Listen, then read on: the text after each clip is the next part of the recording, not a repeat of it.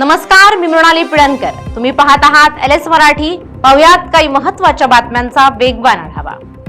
झिशान सिद्दीकींनी उमेदवारी अर्ज भरला. अजितदादांचं स्वप्न पूर्ण करायचं असल्याची प्रतिक्रिया. आमची जागा नक्की निवडून येईल, सिद्दीकी यांचा विश्वास.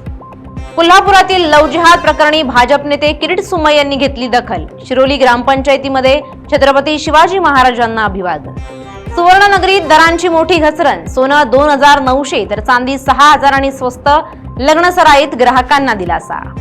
विदर्भात 2 तारखेपासून पावसाची शक्यता. अनेक ठिकाणी तापमानात आजही घट. तापमानात थोडीशी घट जाणवत असल्याचं पुणे हवामान विभागाच्या संदीप सानप यांची माहिती.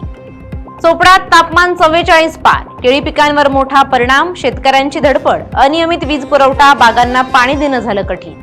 नाशिक मनमाडमध्ये नियमांची पायमल्ली. दिवसा अवजड वाहनांची राजरोसपणे वाहतूक. बंदी असताना सुद्धा अवजड वाहनं शहरात घुसली.